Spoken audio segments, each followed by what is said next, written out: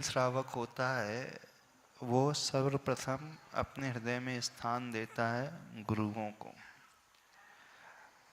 उस श्रावक का कल्याण एकमात्र भक्ति, पूजा और दान से होता है। और श्रावक की भक्ति जो होती है नवधा भक्ति होती है, तो बिना नवधा भक्ति के उसका कल्याण हो नहीं सकता।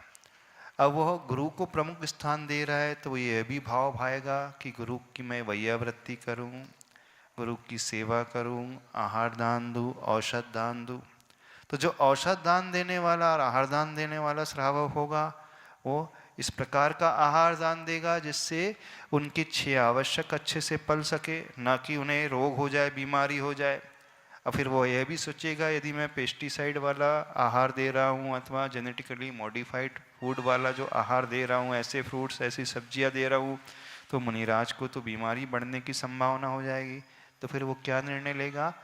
ऐसे समय में ऑर्गेनिक फूड का ही प्रयोग करूँगा, ऑर्गेनिक जो अनाज हैं, सब्जियां हैं, फल हैं, उन्हीं का प्रयोग करूँगा।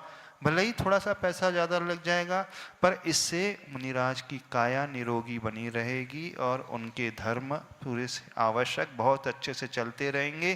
तो वो बिना मुनि दीक्षा लिए भी एक प्रकार से ऐसी प्रक्रिया करने से अपना कल्याण आसानी से कर लेगा। तो श्रावकों से यही कहना है, आप इधर उधर इतना खर्च करते हैं वो ना करके एक संकल्प लीजिए कि नवधा भक्ति में हम सिर्फ ऑर्गेनिक ग्रेन्स का ही, ऑर्गेनिक फ्रूट्स और सब्जी का ही प्रयोग करेंगे, शुद्ध घी तेल का ही प्रयोग करेंगे। इससे आहार दान अकेले नहीं दे रहे हैं, आप औषध दान भी देते हैं गुरुओं को, प्लस सबसे बड़ी बात आप उपसर्ग नहीं करते, रोग दान नहीं दे रहे हैं।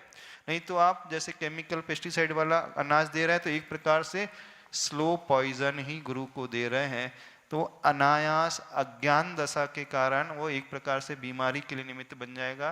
तो श्रावक विवेकशील होता है, विधि द्रव्य दात्री पात्र विशेषा तद विशेषा, तो वो दान की विशेषता, द्रव्य की विशेषता इस प्रकार से सोच करके लाएगा। तो हर श्रावक को ये करना चाहिए अपने जीवन में कि कम से कम हम जब आहार दान दें तो उसमें शुद्ध आहार का ही प्रयोग हो, ऐसा करें।